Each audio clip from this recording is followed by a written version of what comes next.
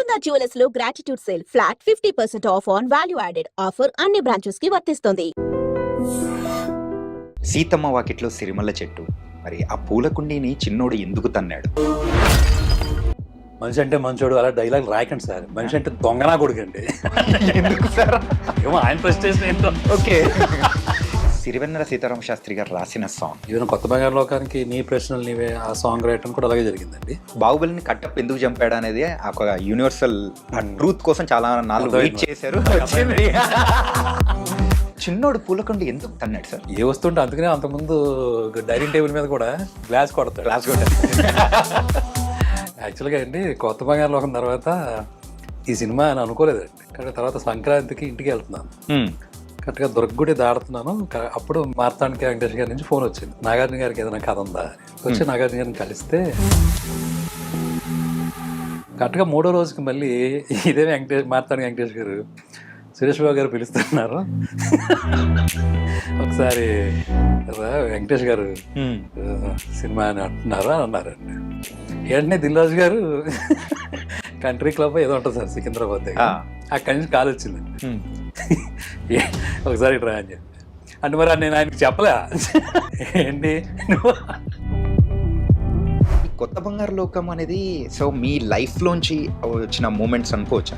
So ఇది maybe MTech చదువుతున్నప్పుడు research చేసిన అలవాటుకి దీంట్లో కూడా వచ్చినట్టు. సో ఒక్కసారి 28 టచ్ అవుతున్నప్పుడు ఇంకా 2 సంవత్సరాలు 30 అవుతుందంటే ఏది చేసినప్పుడు చేయాలరా. ఆ ఫోబియా అనేది అబ్బాయిలకు మెయిన్ గా ఉంటుంది. అదే అబ్బాయిలకైతే సంబంధం లేదు సార్. ఆ మూడంకి పడిందంటే ఏదో తెలియదు. షూటింగ్ కి అవుట్డోర్ వెళ్ళేటప్పుడు ట్రైన్ టికెట్స్ అట్లకి వెళ్ళినప్పుడు సార్ ఏజ్ అంటే 28 అండి. ఎప్పుడు 28. ఫస్ట్ మీరు డైరెక్టర్ గా కంటే యాక్టర్ గా మా అందరికి పరిచయం అయ్యారు. బొమ్మరిల్లి సినిమాలో చిన్న రోల్ తో కనిపించారు. ప్రకాష్ రాజ్ గారు వచ్చినప్పుడు మా భాస్కర్ గారు ఏదో అడిగారు, కొంచెం డై వేసుకోండి అని నాకు ఏదో చెప్పారు. అక్కడ మళ్ళీ కొత్తగా చేంజ్ చేసి చెప్తే నచ్చలేనట్టుంది. దానికోసం కొంచెం గట్టిగా అరిచారు. అరిచి ఒక 1 అవర్ టైం ఇవ్వండి అని వెళ్ళిపోయారు. ఇలా వీడు జంప్. అప్పుడు దిల్రాజు గారు పిలిచి ఇడికి వేసేయండి అంటే అప్పుడు నేను గుండె చేయించుకుని వచ్చారు. సార్ బాగోదు సార్. ఎవరన్నా వచ్చి మీకు ప్రపోజ్ చేశారా అలా? ఈ ఆటోబయోగ్రఫీలో రాద్దాం తర్వాత.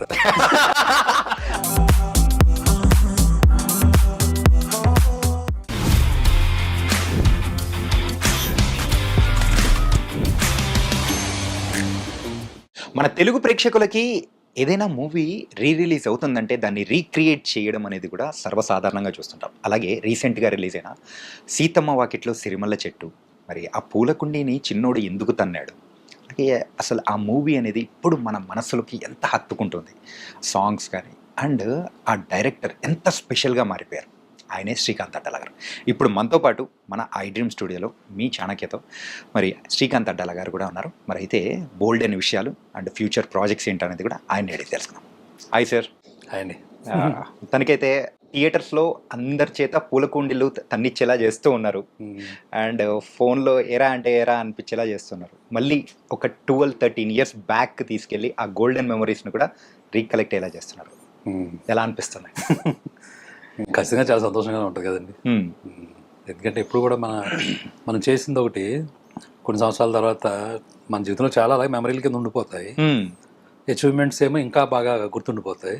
అది మళ్ళీ రిపీట్ అవుతుంటే ఇంకా అసలు ఆనందం వేరేగా ఉంటుంది కదా. సో చాలా బాగా అనిపిస్తుంది అండి. మూవీ రిలీజ్ అయిన దాంతో కంపేర్ చేసుకుంటే రిలీజ్కి ప్రేక్షకులు వాళ్ళ దగ్గర నుంచి వస్తూ ఉన్న ఆ ఒక ఫేమ్ కానీ అండ్ పీపుల్ తీసుకుంటున్న రిసీవింగ్, ఆ లవ్, ఆ సీన్ రీకన్స్ట్రక్షన్ చేయడం కానీ ఆ రీల్స్లో చూస్తుంటే సరదాగా అనిపించింది. చాలా అండి. అంటే ఇప్పుడు రిలీజ్ ట్రెండ్ ఒకటి బాగుంది ఈ స్టేట్లో కానీ ఏ స్టేట్లో అయినా, ఇది బాగుంది అంతా. సో ఇంకోటి ఏంటంటే ఈ సినిమాకి అప్పట్లో ఉన్న వాళ్ళంతా మేబీ ఇప్పుడు కరెక్ట్గా ఓ 24-25 వచ్చి ఉంటారు. ఎందుకంటే థియేటర్లో నేను చూశాను, విశ్వనాథ్ థియేటర్కి వెళ్ళి చూశానండి, మల్లికార్జున థియేటర్ కూడా. ఓకే. వెళ్ళి చూసినప్పుడు అందరూ యూత్గానే ఉన్నారు. సో వీళ్ళు అప్పుడు చాలా చిన్నపిల్లలు అయి ఉంటారు కదా. సో ఆ మిడిల్ క్లాస్ తాలూకు ఏదైతే ఉంటుందో స్ట్రగుల్ అందులోంచి పుట్టిన సినిమా కదండి. సో అందరికీ కనెక్ట్ అయింది. అది ఇప్పుడు బాగా అర్థమవుతుంది. సో దాంతో డైలాగ్ టు డైలాగ్ కూడా చెప్తుంటే నాకు చాలా బాగా అనిపించింది. Dialogue to dialogue, scene to scene ఏ ఒక్కటి వదలట్లేదు. అంటే మన తెలుగు సినీ ఇండస్ట్రీకే ఎప్పటికీ మర్చిపోలేని ఒక క్లాసిక్ అనేది కూడా ఇచ్చారు. అంటే ఇప్పటికీ మర్చిపోయిన క్లాసిక్ అంటే చాలా ఉన్నాయండి. చాలా ఉన్నాయన్న. కాకపోతే ఏంటంటే ఇప్పుడున్న జనరేషన్ వాళ్ళు ఒక క్లాసిక్ గా గుర్తు పెట్టుకునే వాటిలలో సో ఇది ఈ మూవీ, అది కూడా మీ సెకండ్ మూవీ. జర్నీ అసలు ఎట్లా స్టార్ట్ అయింది? ఆ స్టోరీ ఒక మెయిన్ మోటో ఏంటి దాని వెనకాల? యాక్చువల్గా అండి కొత్త బంగారు లోకం తర్వాత ఈ సినిమా అని అనుకోలేదండి. ఓకే. వేరే చాలా ఐడియాస్ ఉంటాయి కదా, ఏ ఐడియా చేద్దాం ఎలా చేద్దాం అని అనుకుంటా ఉన్నాను అనమాట. కానీ తర్వాత సంక్రాంతికి ఇంటికి వెళ్తున్నాను, కరెక్ట్గా దుర్గగుడి దాడుతున్నాను. అప్పుడు మార్తాండిక వెంకటేష్ గారి నుంచి ఫోన్ వచ్చింది. ఓకే. ఇలాగా నాగార్జున గారికి ఏదైనా కథ ఉందా అని. అంటే ఇప్పుడు సడన్గా ఏదో నేను ఏంటంటే వరుణ్ సందేశ్ ఇలాగా ఓ 16 ఏళ్ళు 17 ఏళ్ళు అలాంటి ఒక సినిమా చేశాను, టీనేజ్ మూవీ. సడన్గా నాగార్జున గారు అనేసరికి అంటే ఇప్పుడు డైరెక్టర్గా అన్నీ చేయాలి, ఇప్పుడు ఆ టైంలో మనం రెడీగా ఉన్నామా లేదా అనేది ఒకటి ఉంటుంది కదా పాయింట్. చెప్తాను సార్ అని అప్పటికి ఫోన్ పెట్టేసిన తర్వాత ఆ జర్నీలో ఆలోచించుకుంటున్నాను, ఇప్పుడు నిజంగా ఆపర్చునిటీ వస్తే ఇప్పుడు ఈయనకి ఎలాంటి కథ చెప్పాలి ఏంటి అని. చాలా క్యాజువల్గా అన్నతమ్ములు కాదని చెప్పి అంతకుముందు ఫ్రెండ్స్ తోటి అంటా ఉండేవాడు అండి. ఇప్పుడు మా ఇంట్లో జరిగేది లేదా వేరే అందరిలోనూ ఒక ఫీలింగ్ ఉంటుంది కదా, అది బేస్ చేసుకుని ఏదైనా చేస్తే బాగుంటుంది అని ఒక ఆలోచన అంతే, అందుకని మించింది ఏమీ లేదండి. అలాంటిది ఏమైనా చేద్దామా పోనీ అని అనుకుంటా ఉన్నాను. 2 రోజుల్లోనే మరి బ్యాక్ వచ్చానండి. వచ్చి నాగార్జున గారిని కలిస్తే మల్టీ స్టార్ అని ఒక పాయింట్ ఉంది సార్, ఇంకా దాన్ని డెవలప్ చేయలేదు, 2 కావాల్సి వస్తారు సార్ అని చెప్పేది అన్న. ఆయన సరే చూద్దాం అన్నారు, ఎందుకంటే అప్పటికి ఇంకా నేను కథ చెప్పే పొజిషన్లో లేను కాబట్టి. ఓకే. కరెక్ట్గా 3వ రోజుకి మళ్ళీ ఇదే మార్తాండి వెంకటేష్ గారు సురేష్ బాబు గారు పిలుస్తున్నారు, ఒకసారి వెంకటేష్ గారు సినిమా అని అంటున్నారు అని అన్నారండి. అంటే మేబీ ఈ ఫ్యామిలీ మూవీ అనే ఆలోచన అక్కడికి ఏమైనా వెళ్ళిందో నాకు తెలియదు. ఓకే. అప్పుడు అక్కడికి వెళ్తే 2 ఉన్నారండి, సురేష్ బాబు గారు ఉన్నారు, వెంకటేష్ గారు. ముందు కొత్త బంగాళ గురించి బాగా తీసావు అది ఇది అని చెప్పారు. తర్వాత ఏదైనా కథ ఉంటే చెప్పు మనం చేద్దాం అది అంటే అప్పుడు సేమ్ ఇలాగే 2 ఉంటే బాగుంటుందండి అన్నతమ్ములు కథ అనుకుంటున్నాను అని ఆ లైన్ చెప్పాను సార్. ఇది మనం సమాజానికి ఏమి ఇచ్చినా ఇవ్వకపోయినా, మనం ఎంత సేవ చేసినా చేయకపోయినా ఓ మంచి సామరస్యంతో కూడిన కుటుంబం ఇస్తే చాలు, ఇంకా అంతకు మించిన సేవ అంటే పెద్ద ఉండదు. ఈ ఒక్క లైన్ మీద ఒక కథ అనుకున్నాను సార్, చాలా న్యాచురల్ ఇన్సైట్స్ తోటి అని చెప్పారు. అది బాగుంది కదా అని సరే చేయి దీని మీద డెవలప్ చేసుకుని చేద్దాం ఖచ్చితంగా అన్నారు. ఎప్పుడు కూడా అండి మనిషికి ప్రోత్సాహం ఉంటే అడుగుడికి ఉత్సాహం వచ్చేస్తుంది. అంతేనా? అంతే కదండి, వెరీ థింక్ కదా. సో దాంతో నాకు చాలా బాగా అనిపించింది. వెంటనే దిల్రాజు గారు కంట్రీ క్లబ్ ఏదో ఉంటుంది సార్ సికింద్రాబాద్ దగ్గర, అక్కడి నుంచి కాల్ వచ్చిందండి, ఒకసారి రా అని చెప్పి. అంటే మరి నేను ఆయనకి చెప్పలే, అంటే ఇక్కడ చెప్పకుండా ముందే సురేష్ బాబుకి చెప్పారు. మార్తాండి వెంకటేష్ గారు రమ్మంటే నేను వెళ్ళాను. అసలు ఎంత జరుగుతుందో అనుకోలేదు కదా, నేను 2వ సినిమా మళ్ళీ రాజు గారికే చేయాలి. ఓకే. సో ఆయన దగ్గరికి వెళ్తే ఏంటి లేదు సార్ అసలు ఇది ఏదో అనుకోకుండా జరిగింది, బట్ నేను అక్కడ చెప్పానండి సురేష్ బాబు గారికి, సార్ 2వ సినిమా నేను ఆయనకే చేయాలి అని కూడా చెప్పాను. అది పెద్ద విషయం కాదు, బట్ నువ్వు కథ బాగా చేయి, ఏదో పాయింట్ బాగానే ఉందా అన్నారు. అదే ఆయనకి షేర్ చేశాను. ఆ రోజు అలాగా నిజం చెప్పాలంటే అది వెంకటేష్ గారి వల్ల దానికి ఏమంటారు ఒక అంకురార్పణ. కానీ సార్ ఫస్ట్ రాజు గారికి అంటే 2 హీరోస్, అది కూడా పెద్ద హీరోస్ కావాలి అని అన్నప్పుడు అరే అవునా వద్దు అని చెప్పేసి అన్న సందర్భం ఏదో ఉందని మేము విన్నాం, ఇది నిజమా? అంటే ఒక లెవెల్కి వెళ్ళిన తర్వాత ఈ డెవలప్ చేసేదంతా మళ్ళీ నెక్స్ట్ వర్షన్ చెప్తాం కదండి. అప్పుడు వెంకటేష్ గారికి మళ్ళీ చెప్పినప్పుడు ఆయన అన్నారండి, ఏదో చిన్నగా తీసుకుంటే కాదు, గుండం కథలాగే చేస్తేనే బాగుంటుంది, పెద్ద హీరోలు అయితేనే బాగుంటుంది. ఇప్పుడు నేను నాతో పాటు ఓ పవన్ కళ్యాణ్ లేకపోతే ఒక ఇలాగా అని ఆయన నోట్ అంటేనే 2-3 పేర్లు వచ్చినాయి. నా పరిస్థితి ఎలా ఉంది తెలుసా మీకు? చెప్పండి సార్. అంటే మనం ఎప్పుడు ఊహించిన పేర్లన్నీ వస్తున్నాయి, దట్ ఈస్ వన్ థింగ్. 2వది దానికి తగ్గట్టుగా చేయాలన్నా కలిసి ఉంటుంది కదా ఆటోమేటిక్గా. సో ఆ విషయం నేను రాజు గారికి చెప్పాను. ఓకే. ఇలాగ వెంకటేష్ గారు కూడా చెప్తున్నారండి, సో మనం దానికి తగ్గట్టుగానే నేను సినిమాలో ఉందండి ఆ విషయం ఉంది, దాందే ఉంది, నిలబడుతుంది ఖచ్చితంగాను చేద్దామని. అంటే అప్పుడు కుదురుతుందో లేదో, ఎందుకంటే చాలా క్లాషెస్ ఉంటాయి కదండి ఇంకా సాధారణంగా బిలీఫ్ సిస్టమ్స్లో. కానీ సార్ మీరు ఆ మూవీ 2 స్టార్స్తో తీయక ముందు కంపేర్ చేసుకుంటుంటే ఒక 10-15 ఇయర్స్ ముందు వరకు కూడా ఒక 2 స్టార్స్ కలిపి చేసిన మూవీస్ చాలా అంటే రేర్. ఏదో క్యామియో ఇచ్చేసి వెళ్ళిపోవడం అనేది చూస్తాం తప్ప మ్మ్. అది ఇద్దరు స్టార్స్ ఉండి చేయడం అంటే అప్పట్లో పెద్ద హాట్ టాపిక్ అనేది కూడా నడిచింది. అదే ఓ మీ మీద కూడా ఒక స్పెక్యులేషన్ అనేది కూడా ఊహించని అంటే రీతిలో పెరిగిపోయే ఉంటుంది కదా అదే ఆ సిచ్యువేషన్ హ్యాండిల్ చేయడం, అది కూడా సెకండ్ మూవీకే. అంటే అది ఎప్పుడు ఆ ధైర్యం వచ్చిందంటే మహేష్ బాబు గారు ఎప్పుడైతే వచ్చారో నాకు అసలు చాలా ధైర్యం వస్తుంది.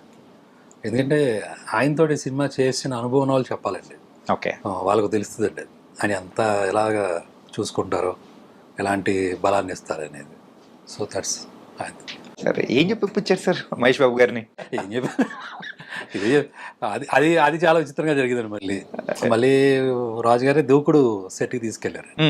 ఇలా మహేష్ బాబు గారికి చెప్పాను అని చెప్పేసి నాకు ఇంకా ఇంకా బాగా అనిపించింది అండి. ఓకే, ఎందుకంటే ఆ కథ ఊహించుకోవడంలో వెంకటేష్ గారు మహేష్ బాబు గారు బాగుంటుంది అని చాలా కాన్ఫిడెంట్గా వెళ్ళాను. చాలా 15 minutes చెప్పానండి అంతే. ఓకే, చిన్న చిన్నగానే చెప్పానండి. ఈ సినిమా ఏంటో విచిత్రంగా అందరికీ కొద్ది కొద్దిగా చెప్పడం ద్వారానే ఓకే అవుతూ వెళ్ళిపోయింది. అంటే కంప్లీట్ స్టోరీ అసలు అంటే కంప్లీట్ స్టోరీ లేదని కాదు, అంటే ఫస్ట్ చెప్పేటప్పుడైనా కానీ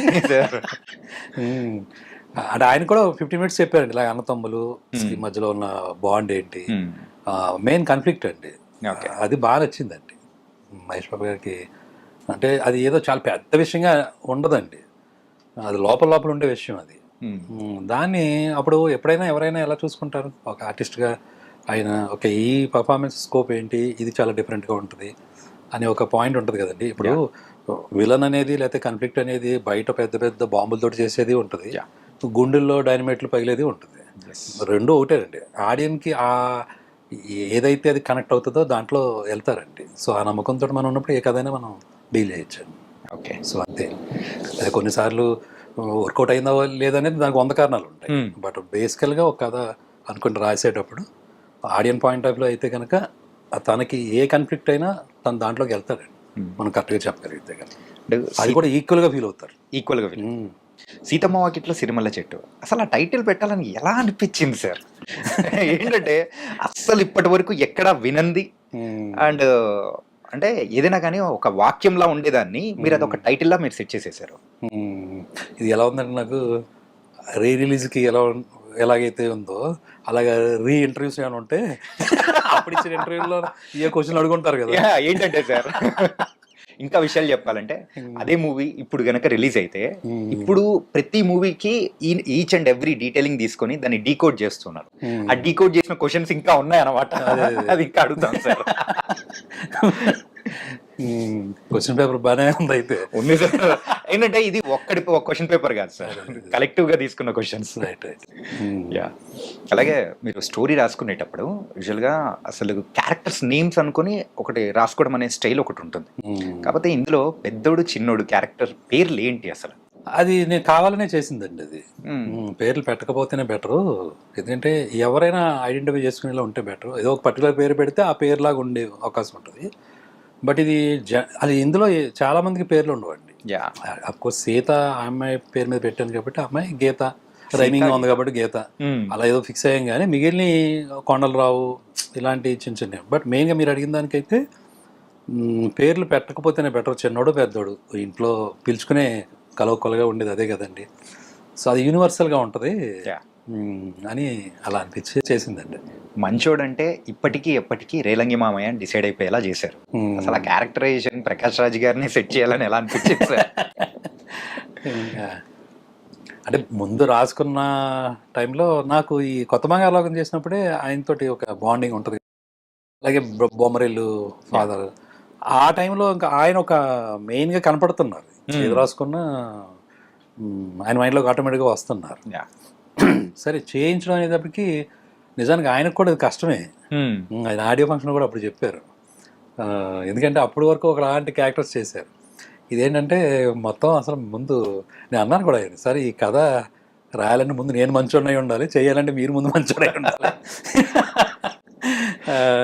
ఎందుకంటే ఆయనకి కొంచెం సెట్లో ఆయన కొంచెం స్ట్రిక్ట్గా ఉండడం, లేకపోతే ఏదైనా కోపం వస్తే ఇమీడియట్గా ఎక్స్ప్రెస్ చేయడం అవన్నీ నేను చూశానండి.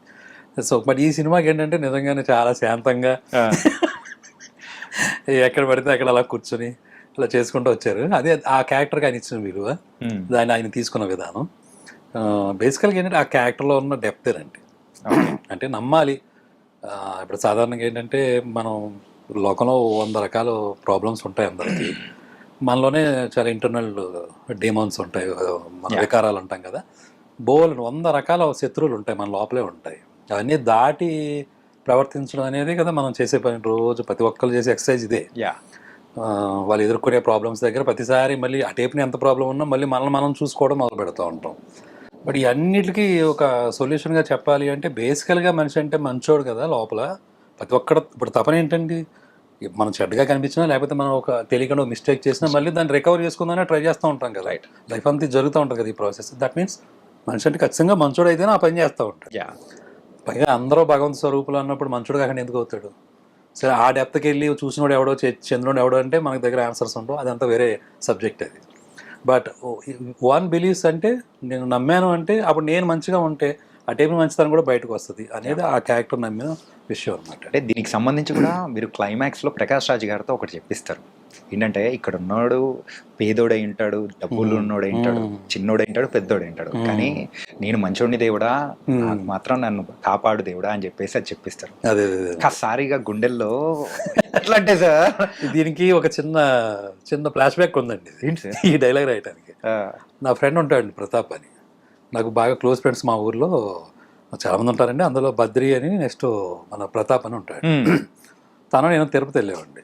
కరెక్ట్గా ఈ సినిమాకి స్క్రిప్ట్ రాసుకుంటున్నప్పుడు తిరుపతి వెళ్తే తిరుపతి దర్శనం అయిపోద్ది కదండి. దర్శనం అయిపోయిన తర్వాత అక్కడ పైన కూడా దండం పెట్టుకుంటాం, లక్ష్మీదేవి ఉండి.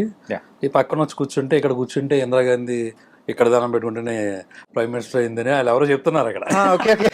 ఇలాంటి ఉంటాయి ఆయన గుడి దగ్గర చిన్న సెంటిమెంట్స్. మనం సరే మరీ ప్రైమ్ మినిస్టర్ కాకపోయినా ఏదో అవుతామని చెప్పి ఆ ప్లేస్ లో ఒక చోట అక్కడ రూపాయి బిల్లు కూడా నించో పెడతా ఉంటారు. మీరు తిరుపతి వెళ్తే అందరికి తెలిసి ఉంటాయి. ఆ ప్లేస్ లో ఎందుకో చాలాసేపు ఎక్కువసేపు కూర్చున్నాను బయటకు రాకుండా. ఇంకా ఆ దృష్టి ఏమైందంటే ఈ లోపలికి వచ్చి దర్శనం చేసుకునే వాళ్ళ మీద పడింది. సో ఆ ఎంట్రన్స్ కనపడుతుంది మనకి. అక్కడి నుంచి లోపలికి ఎంటర్ అవుతారు. ఇంక ఏ దర్శనం వాళ్ళు అయినా సరే ఒక చోట ఏకమైపోతారు. అవును సార్ కదండి.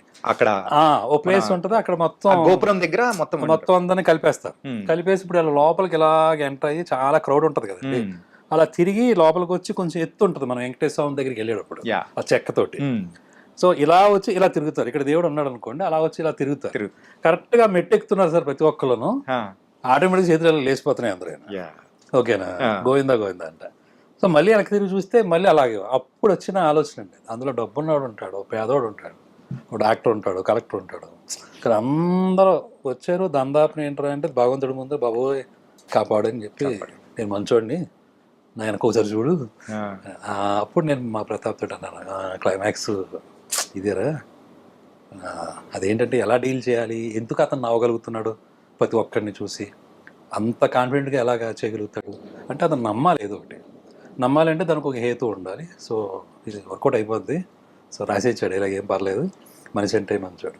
మీకు ఒక విషయం తెలుసండి, ఈ సినిమా అయిపోయిన తర్వాత విజయవాడ బస్ స్టాండ్లోను నాకు బుక్స్ దొరుకుతాయండి ఒక చోట. అక్కడికి వెళ్ళాడండి. ఈ సినిమా రిలీజ్ అయ్యి 6వ నెల 7వ నెల అనుకుంటా. అప్పటికి చాలా కాలం అయింది. నుంచుని ఆ బస్ కోసం నుంచుంటాను, మా ర్యాలింగ్ వెళ్తాను మా ఊళ్ళకి. ఒక ఆయన వచ్చాడండి, ఏమన్నా మీరు సిద్ధమాటలో డైరెక్టర్ గారు? అవునండి. ఏమండి మనిషి అంటే మంచోడు అలా డైలాగ్ రాయకండి సార్, మనిషి అంటే దొంగనా కొడుకండి. ఎందుకు సార్? ఏమో ఆయన ప్రెస్టేషన్ ఏంటో. ఓకే, ఇక్కడ బాగా డైలాగ్ ఇప్పుడు రాయకండి సార్, నాకేమో నవ్వొచ్చింది. సో అవన్నీ ఉంటాయండి కామన్గా ఉండే విషయాలు. బట్ మనం నమ్మింది ఆ పాయింట్ దగ్గర అయితే నేను ఆ క్యారెక్టర్కి డిసైడ్ చేసి రాయిచ్చి ఏం పర్లేదండి. అందులో సిరివెన్నెల సీతారామ శాస్త్రి గారు రాసిన సాంగ్, మరి దాని వెనకలో కూడా ఒక చిన్న స్టోరీ ఉందని కూడా మీరు ఇంతకుముందు అన్నారు. ఏంటంటే ఒక లైన్ చెప్పేసి దాని మీద రాయండి సార్ అని చెప్పేసి అని అన్నారు. కానీ ఆ సాంగ్ ఇప్పుడు అంటే అప్పుడు మేము చిన్నపిల్లలం వింటూ ఉన్నప్పుడు ఆ అర్థం పెద్ద తెలిసేది కదా.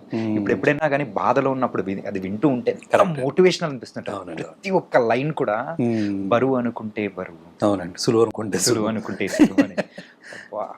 అది సీతారామేశ్ గారితో ట్రావెల్ ఎలా ఉంటుంది అంటే అండి, గంటలు ఆయన దగ్గర డిస్కషన్ ఉంటుందండి. మనం ఏదో సినిమా కథ చెప్పేసాం, ఆయన ఏదో లిరిక్ రాసాడు, సిచ్యువేషన్ చెప్తే అలా ఉండదండి. చాలా డెప్త్కి వెళ్తారు ఆయన. దాని గురించి అడుగుతారు, కొన్ని 100 క్వశ్చన్లు ఉంటాయి అప్పుడు. అవన్నీ మనం సరదాగా అంటే దాన్ని మనం చాలా మనది కూడా పెరుగుతుంది, మనం కూడా ఆలోచన ఓకే ఇలా కూడా ఆలోచించవచ్చు కదా అనేది ఒకటి ఉంటుంది కదండి. అది తెలియకుండానే చాలా దూరం వెళ్తూ ఉంటుంది డిస్కషన్. ఒక్కొక్కసారి నైట్ కూడా అయిపోయేది. ఓకే. ఈవెన్ కొత్త బంగారు లోకానికి నీ ప్రశ్నలు నీవే ఆ సాంగ్ రాయటం కూడా అలాగే జరిగిందండి. అలాంటి మనసులో ఉన్న ఫీలింగ్ చెప్పి దాని నుంచి పుట్టించాలి కదండి అది. Yes sir. అప్పుడు కూడా ఏంటంటే నాకు అట్రాక్షన్ అంటే తప్పు అని అంటూ ఉంటారండి. తప్పు కాదండి, అది నిజంగా న్యాచురల్ థింగ్. ఇప్పుడు సముద్రంలో అలలు లేకుండా ఉండవు కదా అని అలా మాట చెప్పి తర్వాత ఈ కాన్సెప్ట్లో రాస్తే బాగుంటుంది అని పెట్టి, అలాగే ఈ సినిమాకి కూడా ఇప్పుడు ప్రకాష్ రాజ్ గారు ఎందుకు అలా ఉంటున్నారు, మిగిలిన అలా ఎందుకు ఉండలేకపోతున్నారు, అదే రేలింగ్ మావి మిగిలిన అందరూ అలా ఉండలేకపోతున్నారంటే వాళ్ళకి నమ్మకం చిక్కట్లేదు. ఒకవేళ నమ్మకం చిక్కుదాం అనుకున్నా ఇలా ఏదో కష్టం వస్తుంది, మళ్ళీ దానికి తడబడిపోవటం, మళ్ళీ మన యాటిట్యూడ్ ఒకటి ఉంటుంది, ఇదే కరెక్ట్ ఏమో అనుకోవటం, ఆ టైప్ నోట్లో కూడా తప్పు చూసినప్పుడు నేనే కరెక్ట్ అని అనుకోవటం, ఇలా 100 రకాల కింద ఉంటాయండి. అది ఒకలాగా చెప్పేసేది కాదు కదా. సో అది నువ్వు తీసుకుంటే బరువు, వద్దు అనుకుంటే వద్దు, అది నీ చేతుల్లోనే ఉంటుంది. ఇప్పుడు మరి ఎండొత్తంటే నువ్వేమన్నా తిడుతున్నావు ఏంటి, దాన్ని భరిస్తున్నావు కదా సాయంత్రం వరకు. మరి మనిషి విషయంలో ఏమైంది ఆ చిన్న కామన్ సెన్స్ అని మనం ఇలా చెప్తాం కానండి, బట్ అది ప్రాక్టీస్లోకి వచ్చేటప్పటికి వర్కౌట్ అవుద్దాలి. అప్పుడు అలా అనుకుంటే రామాయణం చదివిన తర్వాత అందరూ గొప్పలు అయిపోవాలి కదా. ఇప్పటికీ ఎందుకు అవ్వరు అంటే ఏదో మాయ సంథింగ్ ఏదో ఉంటుంది. బట్ అది అయినా కానీ ఒక మంచి విషయాన్ని ఎప్పుడు చెప్తూనే ఉండాలని ఒక దానికి కట్టుబడితే that practice makes like this అనమాట. ఆ పాయింట్ చెప్పి ఆయనతో డిస్కస్ చేసి ఎలా అంటే అప్పుడు ఆయన యాక్చువల్గా 4 చరణాలు రాశారండి దానికి. 4 ఎన్నో రాశారండి. అప్పుడు కరెక్ట్గా టెంకాసి అని అక్కడ షూటింగ్ జరుగుతుంది సీతమ్మవాడి, అక్కడికి ఫోన్ చేశారు. ఓకే. కొంచెం బాగా క్రౌడ్ ఉందండి అక్కడ, వినటానికి కూడా కొంచెం ఫోన్ కూడా సరిగ్గా వినపడట్లేదు. ఏ సీన్ షూట్ చేస్తున్నారు సార్? అది రన్నింగ్ ఫైట్ ఉంటుంది కదా, చేస్తున్నప్పుడు వచ్చింది. ఆ హోటల్ ఏదో ఉందండి, అప్పుడు హోటల్ లోపలికి వెళ్ళిపోయి కూర్చుని కొంచెం సౌండ్ బయట డిస్టర్బెన్స్ లేకుండా ఉంటే ఆయన మొత్తం 4 చరణాలు చెప్పారు. ఓకే. యాక్చువల్గా సినిమాకి 2 పెడదామని, అదే ముందు మాంటే సాంగ్ ఒకటి, ఇంకోటి చివరిలో పెడదాం. బట్ 3 చరణాలు ఎప్పుడైతే చెప్పారో 4లో ఈ 3 వాడేస్తానండి, ఎక్కడికి వెళ్తే అక్కడ దీన్ని ఏది ఒక్కదాన్ని వేస్ట్ చేయను అని చాలా బాగా ఎంత గొప్పగా రాశారండి. మరి మాటలు కాదు కదా అసలు. ఆ తర్వాత కూడా ఏదైనా ఒక సందర్భం వచ్చినప్పుడు ఈ పర్టికులర్గా ఈ టాపిక్ అంటే ఈ సాంగ్ గురించి టాపిక్ తీసుకొని నలుగురికి చెప్పే విధానం కానీ నిజంగా భలే అనిపించింది. ఆయన అమెరికాలో ఎక్కడో చెప్పారు. అవునవును. అలాగే మనం కూర్చొని మాట్లాడే సందర్భంలో ఒక పైగా అది అలా చక్కగా ఇమిడిందండి. ఇప్పుడు మహేష్ బాబు గారు ఇంటర్వ్యూ నుంచి బయటకు వచ్చినప్పుడు మళ్ళీ అక్కడ ప్లేస్ అయిపోయింది. మళ్ళీ ఈ అబ్బాయి చిన్నోడు పెద్దోడితోటి చావడానికి కూడా ధైర్యం రాదురా మనకి అంటే మళ్ళీ అక్కడ ప్లేస్ అయ్యి ఎక్కడికి కావాలితే అక్కడ ఆ 4 చరణాల్లోనూ కావాల్సిన దాన్ని వాడేసుకున్నాం అనమాట. అలా రాసి ఇచ్చారు ఆయన. సార్, బాహుబలిని కట్టప్ ఎందుకు చంపాడు అనేది ఒక యూనివర్సల్ ట్రూత్ కోసం చాలా నాలుగు వెయిట్ చేశారు, కానీ ఇప్పటికీ దొరకని ఆన్సర్ ఏదైనా ఉందంటే చిన్నోడు పూలకొండ ఎందుకు తన్నాడు సార్, దానికి ఆన్సర్ మాత్రం కావాలి సార్. అంటే మీకు ఏం అర్థమైంది చెప్పండి పోనీ. ఫ్రస్ట్రేషన్ చూపించాలి. ఓకే చెప్పండి. నోటి బి ఆప్షన్స్ కాదు సార్, ఏంటంటే యాజ్ ఏ మేకర్ గా మీ మైండ్ లో ఒక ఆలోచన ఉంటుంది ఏంటంటే కరెక్ట్ గా అక్కడ పూలకొండి పెట్టండి దాన్ని తనేసుకుంటూ వెళ్ళిపోతాడులే మీరు అట్లేముండదు, కానీ దాని వెనకాల ఏదో ఒక పరమార్థం అనేది ఉంటుంది. మేము ఆలోచించడం అంతవరకు ఆలోచిస్తాం, అదే మీరు దాని వెనకాల మాత్రం ఏదో ఒక ఇంటెన్షన్ పెట్టుకుని రాస్తుంటారు. వాడికి ఎంత ఇష్టం అండి ఆ అబ్బాయి, పెద్దోడంటే చాలా ఇష్టం కదా, అసలు తట్టుకోలేడు యాక్చువల్గా. నిజంగా ఇక్కడ ఇందులో ఏంటంటే పెద్దోడి మీద కోపం ఉంటుంది, ఎందుకంటే వాడు ఆ కసి లేదు, గెలవాలన్నా ఇది ఉండాలి కదా, ఇవి ఉంటాయి కదండి ఇంకా రకరకాల ఐడియాలజీస్. కోపం ఉంది కానీ దానికి మించిన ఇష్టం ప్రేమ కూడా ఉంటుందండి. ఒకవేళ కోపం వస్తే ఎక్కడ చూపించుకుంటాడో దాన్ని దాచుకునే హోల్డ్ చేసుకునే అంత ఇది లేదు. ఏ వస్తుంటే అందుకనే అంతకుముందు డైనింగ్ టేబుల్ మీద కూడా గ్లాస్ కొడతాడు. సో మనకి ఇష్టమైన వాళ్ళ మీద బాగా క్లాషెస్ వస్తున్నప్పుడు హోల్డ్ చేసుకుంటాం అంటే ఒక లిమిట్ వరకు ఓకే, కానీ ఒక స్థాయి దాటింది అనుకోండి దాన్ని ఎవరి మీద చూపించాలో తెలియక గొప్ప బయటకు వస్తూ ఉంటుంది. అది యాక్చువల్గా వాళ్ళని అవమానించినట్టే వాళ్ళు తీసుకుంటే కనుక, కానీ అది అవమానం అలాంటిది కాదు కదా. కోపం, బాధ వచ్చింది, విపరీతమైన ఇది వచ్చింది. ఎందుకంటే అక్కడ పక్కన చెల్లెలు పెళ్ళి, అది ఎవరిదో కాదు మన ఇంట్లోదే. అంటే నిజంగానే అవమానించాడు, అవమానం చాలా దారుణంగా ఉంది. ఓకేనా, అది కాదనలేని విషయం. బట్ వీడికి తెలియదు ఆ విషయం, అది ఎందుకు అంత బాధపడుతున్నాడు అనేది. ఒక లెవెల్ వరకే తిను తీసుకుంటున్నాడు. ఒకవేళ ఎవరైనా అన్నారా అని కూడా అడుగుతాడు. అంటే మటుకి నువ్వు ఏమైనా పిగేస్తాడు వెళ్ళి నాటకాలు వేసుకో అంటాడు. అదే సో నాటకాలు అనేది తిన ఎక్క నేచర్ కాబట్టి అది వచ్చేసరికి మీదకి ఆ బాణం కోపం వచ్చింది. ఇవన్నీ బ్లాస్ట్ అవ్వాలి అంటే ఓకే. సో అక్కడ ఏదో ఒక వస్తువు మైండ్ పని ఆటోమేటిక్గా అక్కడ పోలకొండి ఉంది ఒక తొందరనేది దాన్ని. ఓకే ఎలా తీసుకుంటాడు దాన్ని ఏమన్నా కాకుండా అనుకోవచ్చు సార్. అంటే ఇంత కోపం ఉందా ఆయనకి ఏదైనా 100 అనుకుంటాడు కదా. అందుకని తర్వాత తల అడుగుతాడు ఎందుకు దాన్ని ఎవరా నువ్వు పోలకొండి క్లైమాక్స్ లో అదే అదే సెకండ్ హాఫ్ బిగినింగ్ లో. యా సో ఇప్పుడు అది నీ మీద కోపంతో అది కాదు కదా, నేనే తట్టుకోలేని విషయం, అది హోల్డ్ చేసుకోలేని ఒక ఎమోషన్ అండి సార్. యాక్చువల్గా ఈ సిచ్యువేషన్స్లో మనం ఎందుకున్నాం, ఇలాంటి సిచ్యువేషన్స్లో ఎందుకు నలుగుతున్నాం మనం? ఎవరం చెడ్డోళం కాదు, పోనీ వచ్చిన ప్రాబ్లమ్స్ ఏమన్నా పెద్ద పెద్ద ప్రాబ్లమ్స్ కూడా కాదు, కానీ ఏంటి నలుగుడు?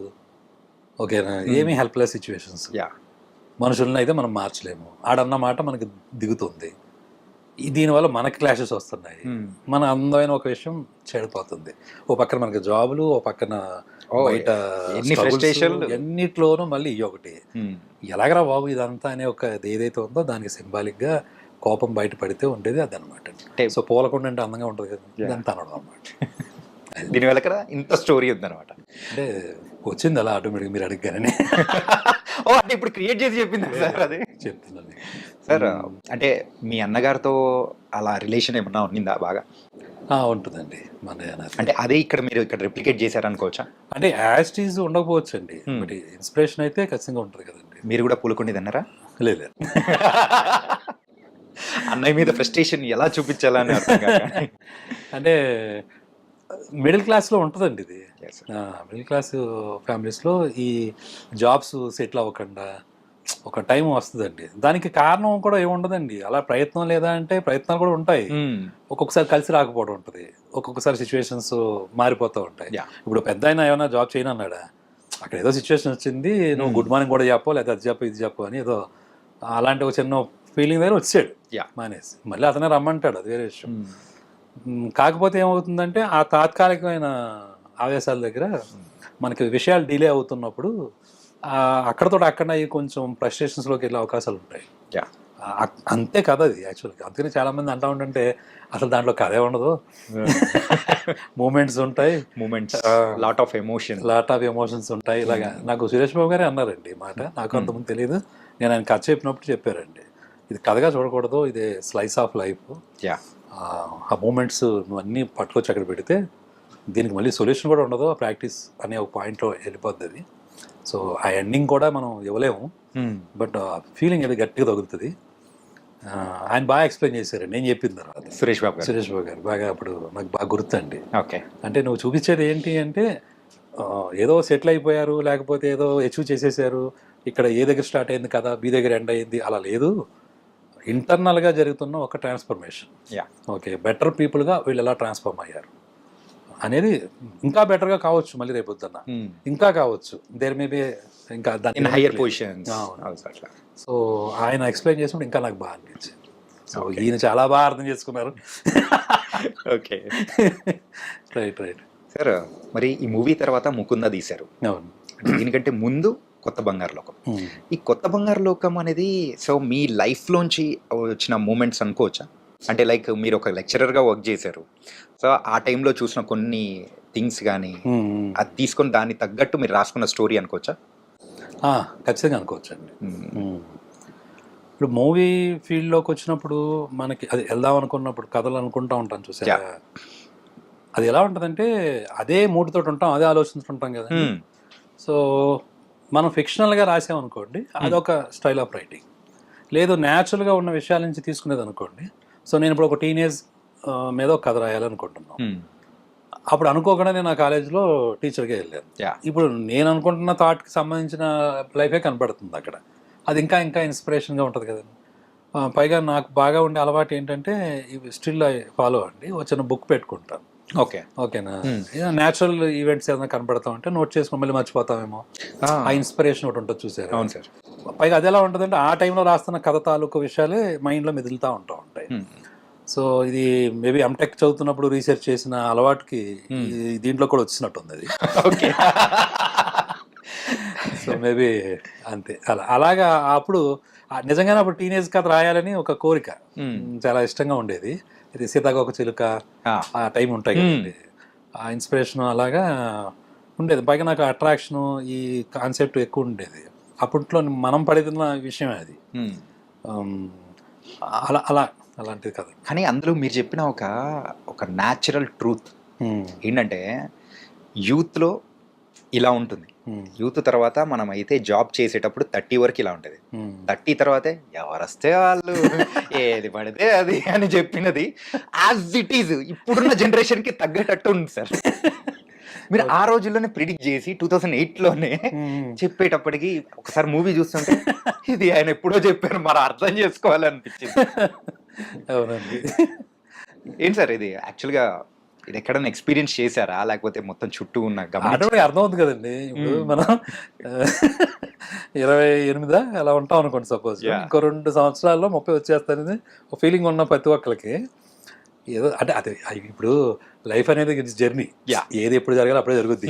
ఎవడెంత కింద మీద పడినా మరి అదేంటి అదొక మిరాకిల్ కదండి. ఎవరు ప్రతి ఒక్క లైఫ్లో చెప్తూ ఉంటారు కదా, సాధన లేకపోతే ప్రయత్నం గొప్పదా లేకపోతే రాత గొప్పదా అంటే దానికి ఆన్సర్ అప్పటికే ఎవరికే దొరకదు, అది వెళ్తానే ఉంటుంది.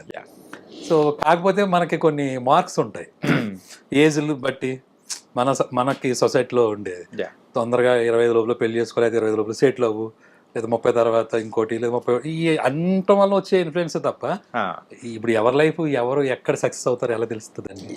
అయితే ఈ పాయింట్ దగ్గర కామెడీలు వస్తూ ఉంటాయి ఈ చిన్న చిన్న విషయాల వల్ల. సో ఒక్కసారి 28 టచ్ అవుతున్నప్పుడు ఇంకా 2 సంవత్సరాలు 30 వస్తుందంటే ఏ చేసినప్పుడు చేయాలరా ఫోబియా అనేది అబ్బాయిలకు మెయిన్ గా ఉంటుంది. అదే అమ్మాయిలకైతే అది సంబంధం లేదు. ఆ మూడంగి పడిందంటే ఏదో తెలియదు లోపల నుంచి ఒకటి కొట్టేసుకుంటూ ఉంటాడు, ఇంట్లో వాళ్ళు ఏం అనకపోయినా కానీ అంటారు అన్నది ఒక ఫీలింగ్. ప్రొడక్షన్ మేనేజర్స్ ఎప్పుడైనా షూటింగ్ కి అవుట్డోర్ వెళ్ళేటప్పుడు ట్రైన్ టికెట్స్ అట్లకి వెళ్ళినప్పుడు సార్ ఏజ్ అంటే 28 అండి, ఎప్పుడు 28.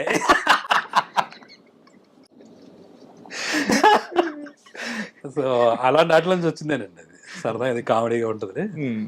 30 తర్వాత ఏదో వస్తే దాన్ని చేసుకోవాలి, ఎవరితో వస్తే దాన్ని చేసుకోవాలి. కానీ రావు రమేష్ గారితో చెప్పించే విధానం అనేది కూడా ఫస్ట్ 2 సీరియస్ నోట్లో ఉంటుంది, కానీ ఎప్పుడైతే 30 ఇది చెప్తారో అది కంప్లీట్ గా టోన్ అనేది చేంజ్ అయిపోతుంది. అవునండి, ఎవరేం ఎక్స్పెక్ట్ చేయాలి. నేను చెప్పేది అలా చెప్పారంటే ఆయన చేసింది చాలా బాగా చేశారండి. ఆయన ఓన్ గానే దాన్ని బాగా తీసుకుని చేశారు. అందుకనే కొంతమంది ఆర్టిస్టులకి అది ఒక విషయం వస్తే వదలరు కదా వాళ్ళు. ఏంటి సార్ యాక్చువల్గా హ్యాపీ డేస్ తర్వాత కొత్త బంగారు లోకం ఆ వైబ్ అనేది ఆ ట్రెండ్ అనేది నడుస్తున్న టైంలో సో పుట్టిన కథ అది కూడా సూపర్ బ్లాక్ బస్టర్ అనేది కూడా నడిచింది. అదే ఫస్ట్ సక్సెస్ ఎలా ఎంజాయ్ చేశారు అసలు? అయ్యో సక్సెస్ ఎప్పుడు బాగుంటుంది కదండి. మరి అందులో ఊహల్లో కూడా కాంప్రమైజ్ అన్నట్టు ఆ సినిమా డైలాగ్ లాగా ఎంజాయ్మెంట్ తక్కువ ఉంటుంది. అంటే ఎంజాయ్మెంట్ అంటే ఒక మంచి ఒక ప్రోత్సాహం, చేసిన ప్రయత్నం బాగుంది, సక్సెస్ అయ్యింది, ఓకే బాగుంది కదా అని ముందుకెళ్ళడం అన్నమాట. ఇంకొంచెం ఉత్సాహం తీసుకొస్తాం. ఫస్ట్ మీరు డైరెక్టర్ గా కంటే యాక్టర్ గా మా అందరికి పరిచయం అయ్యారు. బొమ్మరిల్లి సినిమాలో చిన్న రోల్ తో కనిపించారు. అవునండి, అవునండి. అది ఎలా వేయాల్సి వచ్చింది, అది వేయాల్సి వచ్చిందా? చేయాల్సి వచ్చిందండి. ఓకే, వేయాల్సి వచ్చింది, అలా అయిపోయింది సార్. అంతే జరిగిందండి. ఇప్పుడు ఓకే, దిల్రాజు గారేనండి అది కూడా. ఆ అబ్బాయి వెళ్ళిపోయాడు అంటాడు, ఎవరు ఆ క్యారెక్టర్ వేయాల్సిన వెళ్ళిపోయాడు. ఎందుకంటే అక్కడ ఒక ఇన్సిడెంట్ జరిగిందండి. ప్రకాష్ రాజ్ గారు వచ్చినప్పుడు మా భాస్కర్ గారు ఏదో అడిగారు, కొంచెం డై వేసుకోండి అని ఏదో చెప్పారు. ఆయనకి ఏంటంటే ఫుల్గా ప్రిపేర్ అయ్యి రావటమో లేకపోతే ప్రకాష్ రాజ్ గారికి ఏంటంటే ఒక మూడ్ ఆఫ్ ఉంటుంది కదా, అక్కడ మళ్ళీ కొత్తగా చేంజ్ చేసి చెప్తే నచ్చలేనట్టుంది. దానికోసం కొంచెం గట్టిగా అరిచారు. ఆయన అరిచి ఒక 1 hour టైం ఇవ్వండి అని వెళ్ళిపోయారు. ఇలా వీడు జంప్ ఓకే వేయాల్సినోడు ఏటీలు వీడు అందరం వెతుకుతున్నాం అండి వాడి గురించి. అది పైగా బట్టల షోరూమే కదా. అప్పుడు దిల్రాజు గారు పిలిచి ఇడికి వేసేయండి అంటే అప్పుడు నేను గుండె చేయించుకుని వచ్చాను. సార్ బాగోదు సార్, స్క్రీన్ మీద ఒకళ్ళు చేస్తే బాగా చేయాలి, దాన్ని కొంచెం బలవంతంగా చేయించారు.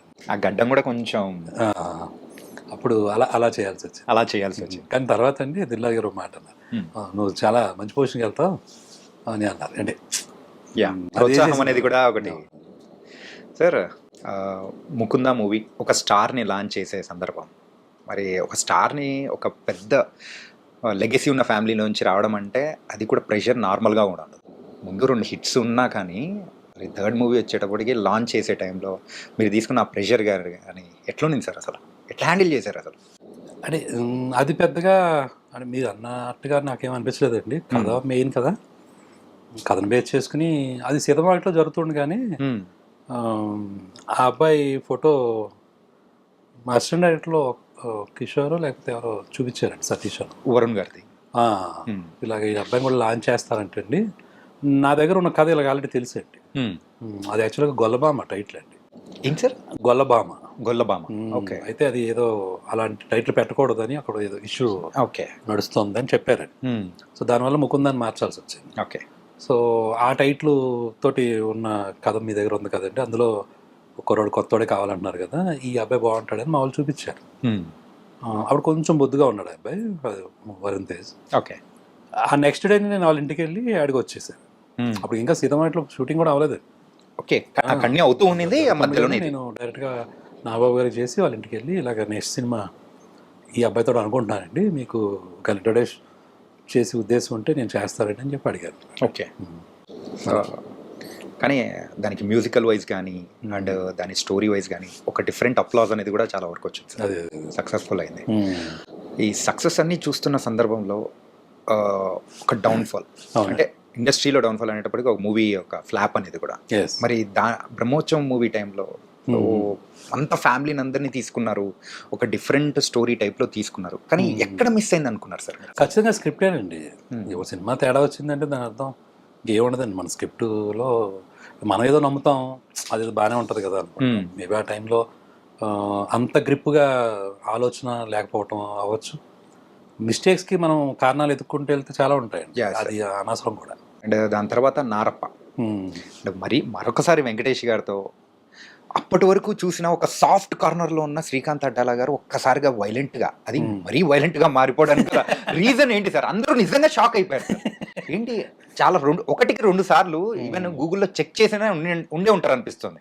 అంటే నిజంగా శ్రీకాంత్ అడ్డాల గారేనా అని ఒకసారి క్రాస్ చెక్ చేసుకున్న సందర్భాలు ఏంటి సార్? సడన్ చేంజ్ ఏం కాదండి, అదే నాకు మామూలుగా ఏంటంటే అన్ని కథలు చేయాలని ఉంటుందండి. ఓకే. ఇప్పుడు నేను చాలా ఇంట్రెస్ట్లో అంటూ ఉంటాను, బట్ మనకు అవకాశం లేకపోతే సిచ్యువేషన్ రావాలి కదా. ఈ కథ ఆ కథ అని ఏముండదండి. సో జానర్ని మనం అది కన్వెన్షన్స్ని మనం అడాప్ట్ చేసుకోవటం, దానికి తగ్గట్టుగా మనం ప్రిపేర్ అవ్వటం, మన టెక్నీషియన్స్ తోటి చేయించుకోవటం. ఓకే. ఇది మెయిన్ బేసిక్గా. కాదు నువ్వు ఇలాంటి సినిమాలే తీస్తే ఇలాంటి సినిమాలని ఆదరిస్తారు, లేకపోతే ఇలాంటి నీకు ఇష్టపడతారు అంటే అది మనం బ్రేక్ చేసేగలిగితే బ్రేక్ చేయొచ్చు అండి. ఓకే. మన it is up to us. మనకుండే గట్స్, మనకుండే ఆలోచన విధానం, మనకు కలిసి వచ్చే విషయాలు. కాబట్టి అప్పుడు అసురన్ మూవీ చూసినప్పుడు అది కూడా మళ్ళీ సేమ్. తర్వాత కూచిపూడి వారి వీధి అని ఒక సబ్జెక్ట్ ఉందండి నా దగ్గర. ఓకే. కూచిపూడి వారి వీధిలో అని, అది మళ్ళీ ఫ్యామిలీ మూవీ, టోటల్గా కజిన్స్ గురించిన ఒక సబ్జెక్ట్ అది. యాక్చువల్గా దాన్ని ఏం చేసుకుంటూ ఉన్నాను వర్క్ ఇమీడియట్గా. తర్వాత సెట్ బ్యాక్ వచ్చింది. మళ్ళీ అన్నయ్య అని ఇంకొక కథ ఉందండి, అది కూడా చాలా పెద్ద కథ. అది గీతార్ట్స్లో చెప్పి, అంటే అది కొంచెం పెద్ద సెటప్ కదా, ఇలాగా ఇంకో కథ చేసేసి అది చేద్దామని చాలా డిస్కషన్స్ ఉంటాయండి. సరే అని చెప్పి ఏది ముందు ఏది తర్వాత అని అనుకుంటూ ఉంటాం. సో ఆ కోవలో 2-3 సబ్జెక్టులు పనిచేస్తున్నప్పుడు కరెక్ట్గా మళ్ళీ సేమ్ తనే కిషోర్ అని నా దగ్గర అసోసియేట్ ఉంటాడు. తను అసురన్ సినిమా చూసి నాకు చెప్పాడు, ఓకే ఇలాగ వెంకటేష్ గారు చేద్దాం అనుకుంటున్నారంటే రీమేక్ చేద్దాం అనుకుంటున్నారు, నువ్వు ఒకసారి చూడ సినిమా అన్నారు. ఓకే. సో నేను చూశాను అప్పుడు అసురన్. చాలా బాగుందండి, అసలు మామూలు కాదు కదా అమ్మా. అప్పుడు వెంటనే నేను ఇంక 2వ నిమిషం ఆలోచించకుండానే చేశానండి సురేష్ బాబు గారు. సరే ఇలా అనుకుంటున్నారంట కదా, ఒకవేళ అలాంటిది ఏదైనా ఉంటే ఒకసారి నాకు చాలా బాగా చేయాలనిపించిందండి అది అంటే. అప్పుడు నేను వెళ్ళి కలిశాను అనమాట. కలిసిన తర్వాత ఆ కథ గురించి డిస్కషన్ వచ్చింది, ఏంటి ఎలా. సో అందులో కూడా మీకు తెలియకుండా అది జోనర్ వచ్చి యాక్షన్ ఉంటుంది, కానీ it's a family movie. Family, అవును సార్, ఫ్యామిలీ కోసం. ఫ్యామిలీ అంటే ఫ్యామిలీ ఎమోషన్స్. ఓకేనండి. అంటే ఎంత సప్రెస్డ్గా తొక్కేస్తున్నా కానీ అసలు మామూలుగా జీవితాల్లో అయితే బెటర్ లైఫ్ గురించి మాట్లాడుతున్నాం. ముందు మన సీతమాటలో కూడా బెటర్గా మారారు, ట్రాన్స్ఫర్మేషన్ అని చెప్తున్నాం. ఆ అవకాశం కూడా లేదు పాపం వాళ్ళకి. మేబీ బై ద సిచ్యువేషన్స్, వాళ్ళు ఉండే కమ్యూనిటీ లేకపోతే వాళ్ళు ఉండే పరిస్థితులను బట్టి ఆ బెటర్ లైఫ్ గురించి కూడా ఆలోచించలేని ఒక ఫాదర్ పాపం ఆయన. ఓకే. కుటుంబాన్ని ఆ లెవెల్కి తీసుకెళ్లాల్సిన అదృష్టం కానీ అవకాశం కానీ ఎలాంటి ఇది లేదు వాళ్ళకి. లేదు. బట్ అది కూడా దక్కనివ్వకుండా తొక్కేస్తుంటే, పిల్లలను దూరం చేస్తుంటే వాళ్ళ నుంచి వచ్చే ఒక ఎమోషన్ ఉంటుంది చూసారా, అది నాకు బాగా కనెక్ట్ అయింది. ఇది డీల్ చేస్తే చాలా బాగుంటుంది అనిపించింది అంతే అలా. సో మెయిన్ ఎమోషన్గానే కనెక్ట్ అవటమేనండి. మీరు దానికి కనెక్ట్ అయిపోయి అది చేశారు. అది చాలా పెద్ద ఎమోషన్ కదండి. యా. సో ఏది చూసినా మీరు కావలిస్తే ఆ లైఫ్ని ఇక్కడి నుంచి ఇంకో చోటకి మార్చుకోవాలి, లేకపోతే ఈ స్థాయి నుంచి ఇంకొక బెటర్ స్థాయికి వెళ్ళాలి అని ప్రతి ఒక్కళ్ళ ప్రయత్నం దగ్గర ఉండే స్ట్రగుల్ ఉంటుంది చూసారా, అది ఎప్పుడు ఏ జోనర్లో ఉన్నా అది చాలా గొప్ప కథ అవుతుంది. తమిళ్లో అసురన్ చూసినప్పుడు యూజువల్గా అది తెలుగులోకి వస్తుంది, అది ఎవరు చేస్తారు అనుకున్నప్పుడు వెంకటేష్ గారు చేస్తున్నారు అనేటప్పటికీ అరే చేయగలుగుతారు అన్న నమ్మకం అనేది కూడా వచ్చేసింది. ఎందుకంటే ఈజ్ ఎ కంప్లీట్ యాక్టర్ ఆ టైప్. ఈవెన్ కొన్ని సీన్స్ అయితే ఈవెన్ తమిళ్ మూవీస్ లో చూస్తే ఒక స్టార్ కొన్ని అంటే అక్కడైతే సర్వసాధారణం, కానీ ఇక్కడికి వచ్చేటప్పటికి ఫ్యాన్స్ వాళ్ళు ఇట్లా చేయకూడదు ఇలాంటివన్నీ అనేది ఏం లేకుండా క్యారెక్టర్స్ కూడా చేపించారు, అంటే సీన్స్ కూడా చేపించారు. వెంకటేష్ గారు అవన్నీ తీసుకోరండి, ఆయన బాగా డెడికేటెడ్ గానే ఉంటారు. ఏది అవసరం అది ఖచ్చితంగా దానికోసం ఎంతైనా చేస్తారు. ఇలా ఆ టైం ఆ ఇంటర్వ్యూస్ లో కూడా చెప్పిన గుర్తుండి, ఆ ఇసుకలో కూడా పాపం ఆ ఎండ్లో కూడా అలా అంతేనండి, అలా చెయ్యాలి. మరి అలా చేయకపోతే ఊరినే గొప్పలైపోతారా? కానీ మీరు ఇప్పుడు అంటే మీరు చేసిన వాళ్ళ డెడికేషన్స్ అవి ఉంటాయి కాబట్టేనండి. సో బికాస్ వాళ్ళు ప్రేమిస్తారు, దీన్ని ఎలాగైనా కసిగా చేయాలి, బాగా చేయాలి అని. మీరు 6 మూవీస్ చేస్తే ఈ 6 మూవీస్లో రిపీట్ అయిన హీరో ఎవరైనా ఉన్నారంటే అది వెంకటేష్ గారు మాత్రమే. అవునండి, అవును. సో మీకు అంత ఇష్టమా సార్ వెంకటేష్ గారు అంటే? ఇష్టం అంటే ఏదో అలా కలిసిందండి. అంటే చేసినప్పుడు ఆ ఎంజాయ్మెంట్ బాగుంటుందండి, చాలా ఆత్మీయంగా ఉంటుందండి ఆయనతోటి. ఓకే.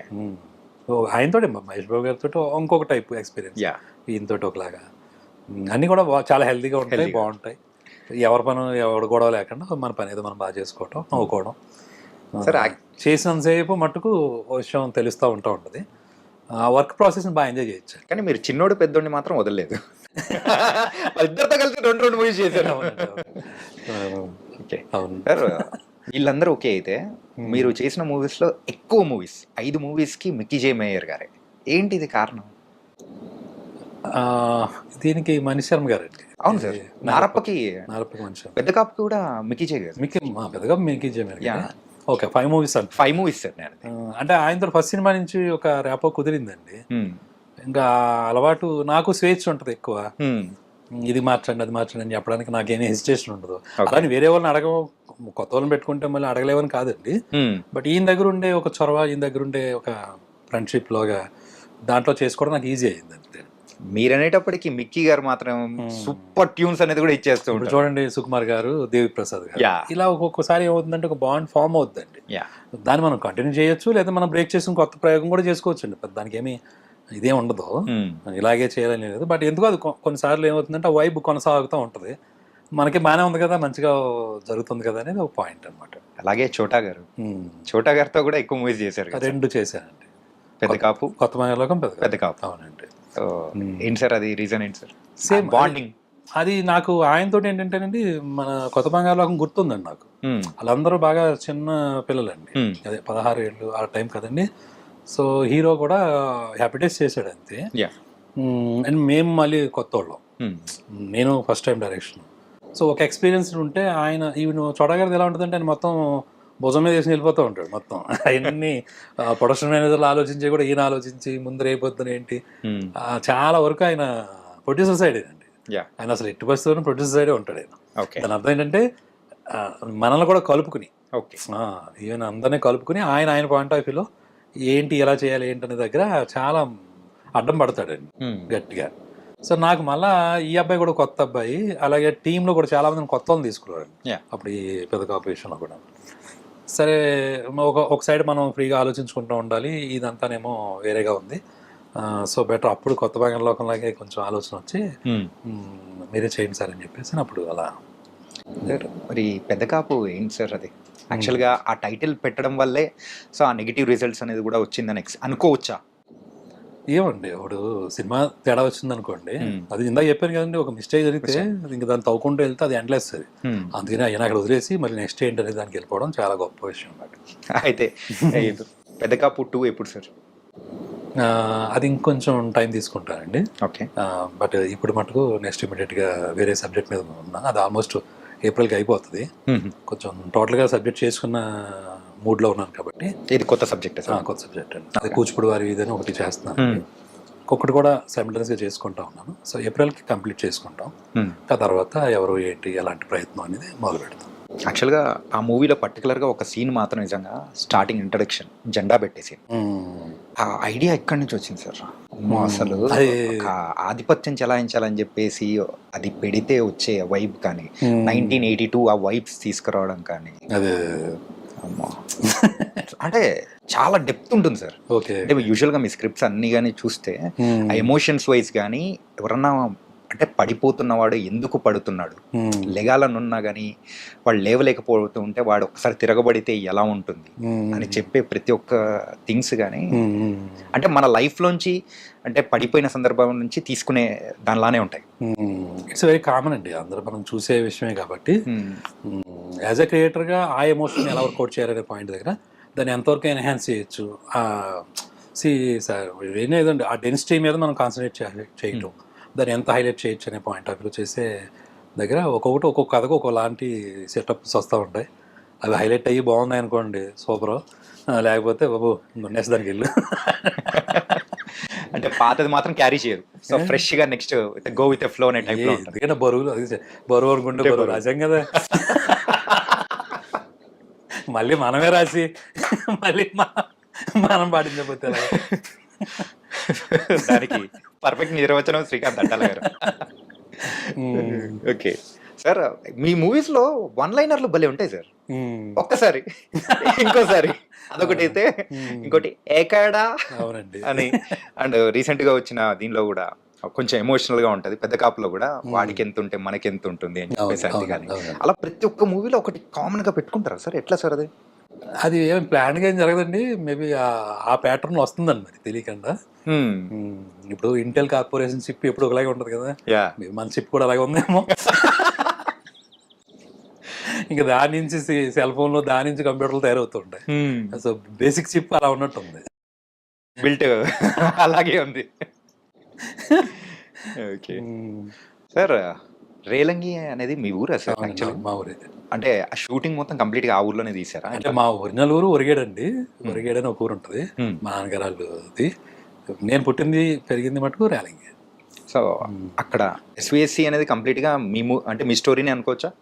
మీ స్టోరీ అంటే మీ లైఫ్ లో మిడిల్ క్లాస్ ఫ్యామిలీ తీసుకున్న స్టోరీ అండి. అది నా స్టోరీయే కాదు, అంటే నా దాంట్లో మ్యాక్సిమం తీసుకునేదే ఉంటుంది. బట్ యాస్టీస్ అలాగ గుద్దిందే కాదు. ఇప్పుడు నాలాంటి మిడిల్ క్లాస్ ఎవరైతే ఉంటారో వాళ్ళందరిదేనండి కదా.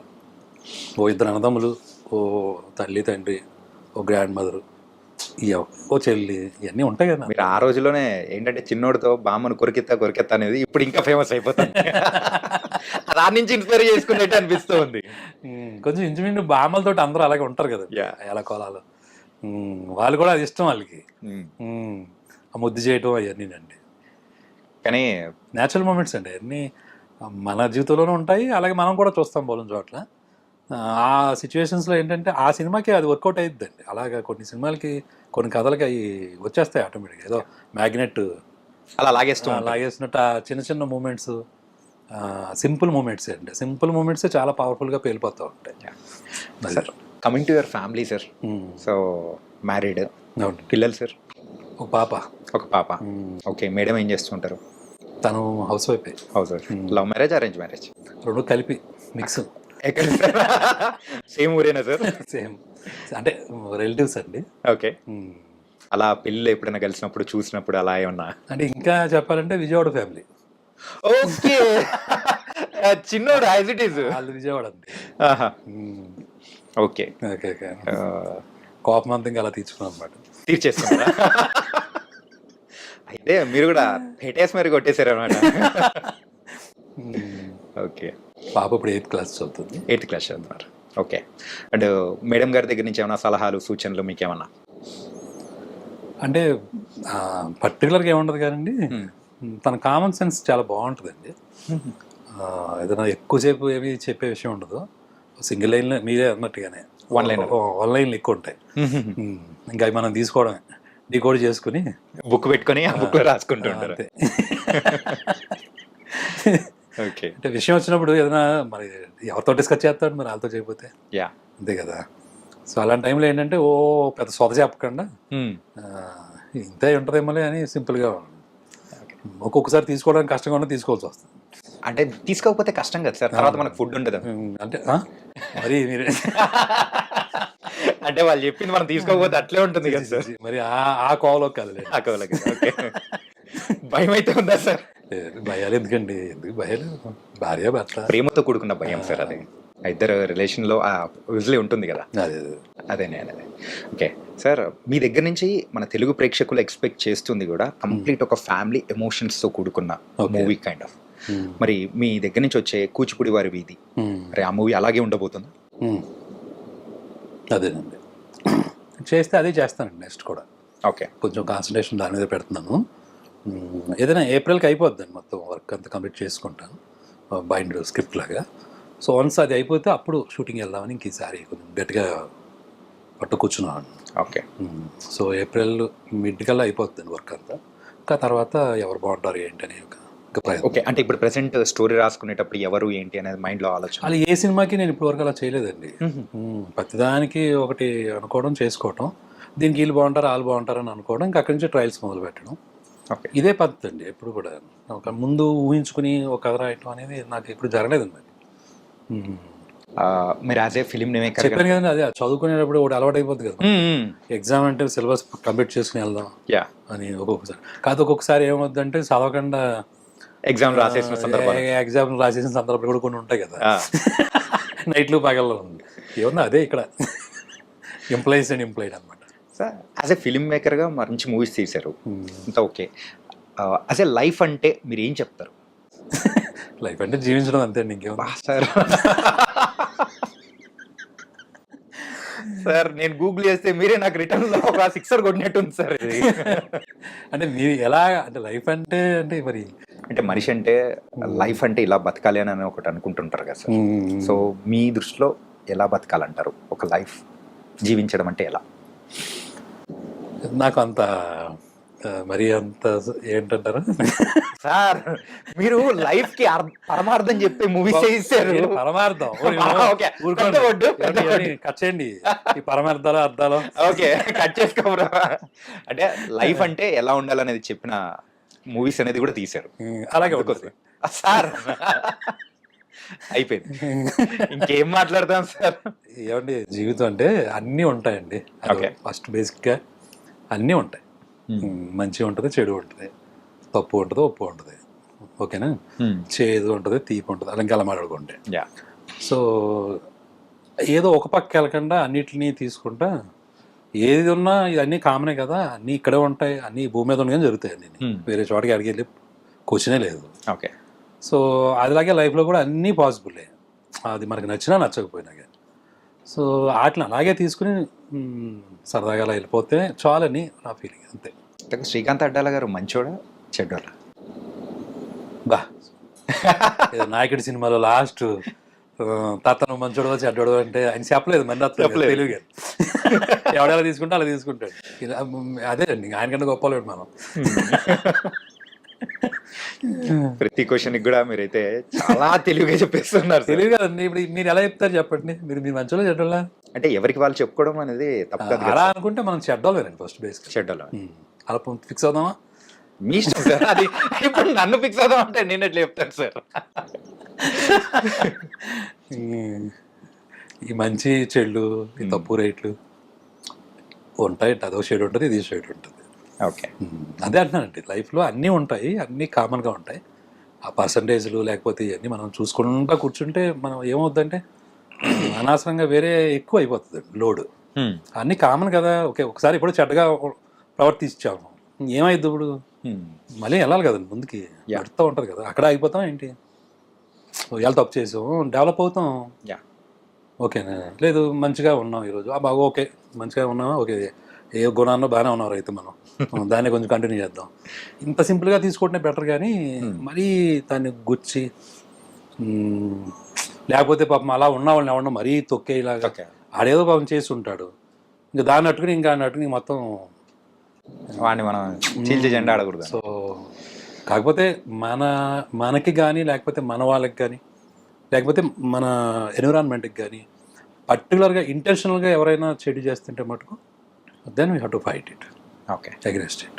అప్పుడు కాంప్రమైజ్ అయ్యి మళ్ళీ అప్పుడు కూడా మళ్ళీ లైట్గా తీసుకుందాం అంటే కుదరదు కదా. కుదరదు. ఎందుకంటే it is affecting so many things. చాలామంది జీవితాలు తలకిందులు అవుతున్నాయి అనుకోండి, ఓకేనా.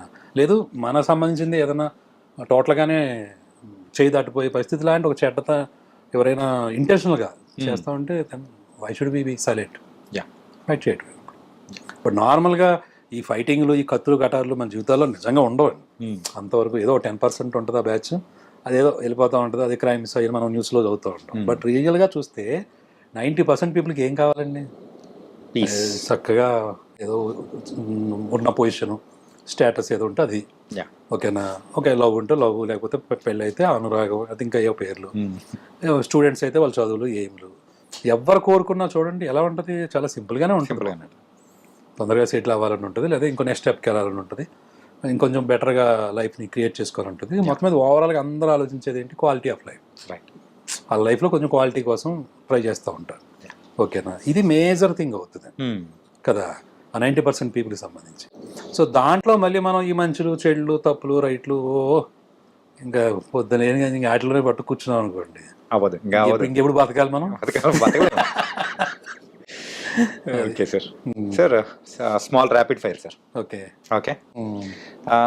మీరు చిన్నప్పుడు ఎప్పుడైనా కానీ ఒక ఫేవరెట్ హీరో మూవీకి వెళ్ళి అర్రే సాధించాం చూసాం అని అనిపించిన మూవీ ఏంటి?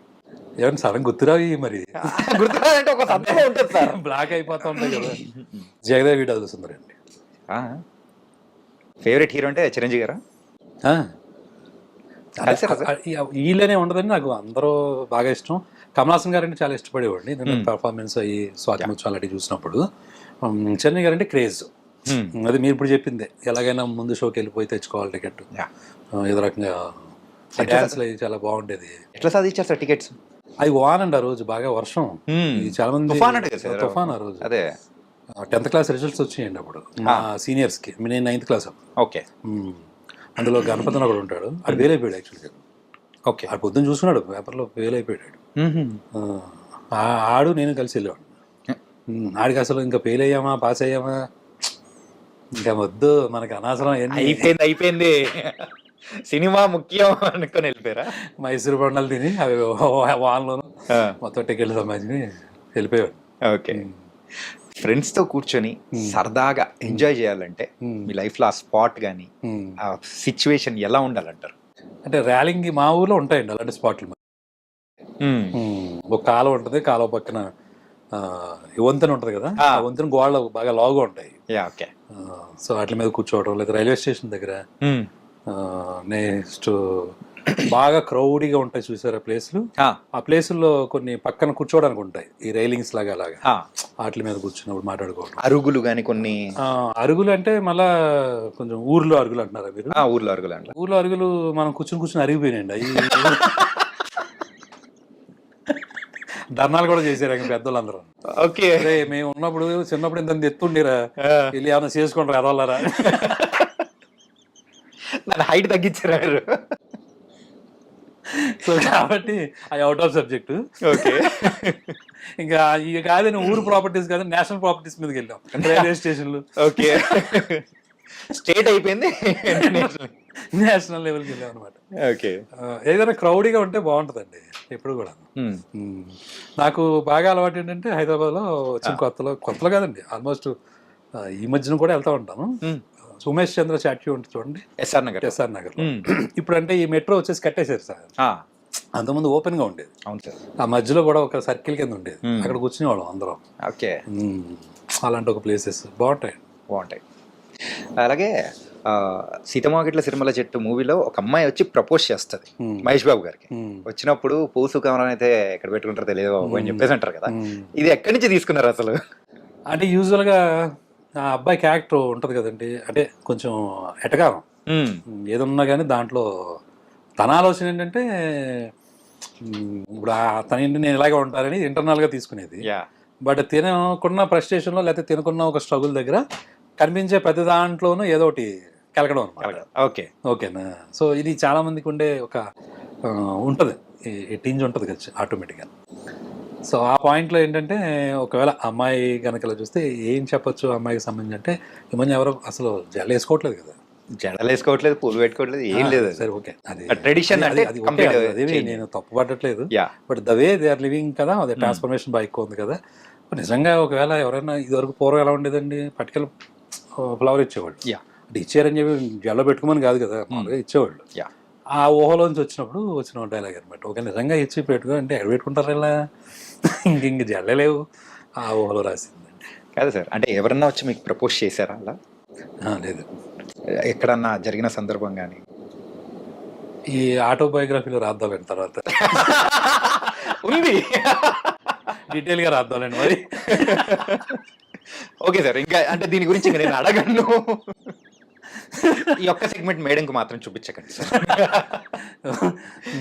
Okay, nice. అండ్ మీకు ఫేవరెట్ హీరోయిన్ సార్? ఒక్కో టైంలో ఒకళ్ళు మారిపోతారండి. అబ్బాయిలకు ఉన్న వీక్నెస్ ఇదే సార్. అది వీక్నెసా? ఆ వీక్నెస్ ఆరాధన మరి. ఒక్కో టైంలో ఒకళ్ళు మారిపోతూ ఉంటారు. నాకు పర్టికులర్గా ఇల్లనేవి లేదు మరి ఎప్పుడు కూడా. ఓకే, సో మీరు ఎప్పుడైనా కోపం? సావిత్రి గారు అన్నప్పుడు చిన్నప్పుడు తెలిసేది కాదు కదండి, చిన్నప్పుడు మనకు తెలియదు పెద్దగా. నాకు బాగా గుర్తండి ముద్దుల కృష్ణ అని బాలకృష్ణ గారి సినిమా వస్తుంది. అవును, ఆ సినిమాలో విజయశాంతి గారు అప్పుడు చాలా బాగా నచ్చేసింది ఆవిడ. అందులో ఏదో సాక్రిఫైస్ క్యారెక్టర్ అనుకుంటా, నాకు ఏడుపు కూడా వచ్చేసింది అప్పుడు తెలియకుండా. ఓకే, తర్వాత చూస్తే మళ్ళీ ఇంకా ఇంకో సినిమా, తర్వాత భానుప్రియ గారు స్వర్ణకమలం, ఇలా ఒక టైంలో ఒకళ్ళు మారిపోతూ ఉంటారు. అప్పటికి ఆ టైంలో ఏది గుచ్చుకుంటే అది, ఆ తర్వాత సంగతి తర్వాత. ఓకే, ప్రెసెంట్ ఇప్పుడు ఎవరు గుచ్చుకుంటున్నారు సార్? ఇప్పుడు ఎవరు పెద్దగా ఉండే ఉంటారు సార్. లేదండి, ఇప్పుడు పెద్దగా కొంచెం ఆలియా భట్ అంటే ఇష్టం అండి. అదే ఆ అమ్మాయి సినిమాలు చూసినప్పుడు చాలా బాగా అనిపించేది. లవ్ యూ జిందగీయా, ఆ మూవీ ఒకటి రీసెంట్గా చూశారు, చాలా కాలం రిలీజ్ అయ్యి. అందులో పర్ఫార్మెన్స్ భలే చేసిందిరా అమ్మాయి అనిపించింది. మీరు యూజువల్గా కోపం ఉన్నప్పుడు యూజ్ చేసే రెగ్యులర్ వర్డ్ ఏంటి? అంటాను అంతేనండి, అందుకని ఇంకేమున్నది మరి. అదే అది కూడా మనల్ని మనమే అనుకునేలా ఉంటుంది తప్ప. Final question sir. క్వశ్చన్ జరుగుతున్నాయా? ఆ క్వశ్చన్ అంటే ఈ ర్యాపిడ్లో సార్, మీరు లెక్చరర్ అని మాకు తెలుసు సార్. ఏంటంటే ఇప్పుడు అడుగుతున్నా అని చెప్తున్నా ఏంటి? అట్లేం లేదు సార్. ఓకే, మీరు ఇప్పటి వరకు చూసిన అన్ని సినిమాల్లో కల్లా ఎక్కువ సార్లు చూసిన సినిమా ఏంటి? సాగర్ సంగమం అండి. సాగర్ సంగమం ఏంటి సార్ అది? ఎందుకు అంతగా ఇష్టం? చాలా ఇష్టం అండి ఆ సినిమా అంటే ఏంటో, చాలా ఇష్టం బాగా. ఎప్పుడు చూసినా నాకు అది మళ్ళీ ఏదో నేర్చుకుంటూ ఉంటాం, రాస్తూ ఉంటాను దాని గురించి. అదే ఎక్కువ చూశానండి బాగా. మాకైతే ఆ పైప్ మీద డాన్స్ వేసేది అది మాత్రం నాకు అదే గుర్తుంది. చిన్నప్పుడు 5 years టైంలోనే చూశానండి అసలు. ఓకే, చిన్నపిల్లం కదా, నాకు అదే గుర్తుంది, డాన్స్ చేసిందే గుర్తుంటుంది. ఆ తర్వాత తెలియకుండా ఏమైందంటే ఈ ఎంఎస్సికి వచ్చినప్పుడు అనుకుంటా, అప్పుడు ఇంకా కేబుల్ రాలేదండి, ఈ ఛానల్స్ రాలే. ఓకే, మరి రిసెస్ కాలేజ్ హాస్టల్లో శనివారం ఎప్పుడు సినిమా వచ్చింది చూడండి, టైంలో ఏదో వచ్చింది అప్పుడు. వచ్చినాయండి జెమినీ టీవీలో అనుకుంటా. కాకపోతే ఇలాగ ఇంత యూట్యూబ్స్ రాలేదు అప్పుడు. ఆ పర్టికులర్ టైంలో సినిమా ఉంది అంటే పరిగెత్తుకుని వెళ్ళి చూశాను నేను. ఏదో కనెక్ట్ అవుతుందండి ఆ సినిమా, మరి నాకు తెలీదు. చాలా ఎక్కువ, ఇప్పుడు ఆల్మోస్ట్ ఒక 72 times చూసుంటాను. 72 times చూశాను ఆ సినిమా. ఎప్పుడైనా అంటే దాని స్క్రీన్ ప్లే ఒకటి అద్భుతంగా ఉంటుందండి. ఇంకా కమల్ హాసన్ గారి తాలూకా అది ఇంకా చెప్పక్కర్లేదు. అండ్ ఫైనల్లీ దాన్ని ఎందుకు అంతలా ఉంటుందంటే బాగా కనెక్ట్ అయిందండి. ఒక కళ అనే దాన్ని ప్రదర్శించేటప్పుడు జనాలు చప్పట్ల కోసమో లేకపోతే బిరుదుల కోసమో లేకపోతే కొంతమంది మెచ్చుకుంటారనో కాకుండా ఆ మనస్సు పెట్టి చేస్తే దానివల్ల వచ్చేదని అది విశ్వనాథ్ గారు, ఈయన ఎస్పెషల్ గారు డ్యాన్స్ తర్వాత విమర్శించినప్పుడు ఆయన మళ్ళీ చేసి చూపిస్తాడు చూసారు, ఆఫీస్కి వచ్చి చూపిస్తారు. అప్పుడు చెప్తారు ఒక డైలాగ్ అండి, సో అది త్రోఅవుట్ ఉంటుందండి ఆ సినిమాలో. సో అతను ఫెయిల్యూర్ పాపం. అతను పాపం అనుకోకుండా వాళ్ళ అమ్మగారు చనిపోతారు, లేదా తర్వాత ఏమో అమ్మాయి జయప్రద గారు ఇతని నుంచి దూరం అవుతారు. Yeah. సో ఎన్ని ఉన్నా ఆయన తోటి ఆ కళ పోకుండా ఇంకొకరు ట్రాన్స్ఫార్మ్ చేయాలనే ఒక ప్రయత్నం ఉంటుంది చూసారా. యా అబ్బా అది చాలా గొప్ప థాట్ కదండి. మరి దానికి కళకు చావు లేదు అనేది.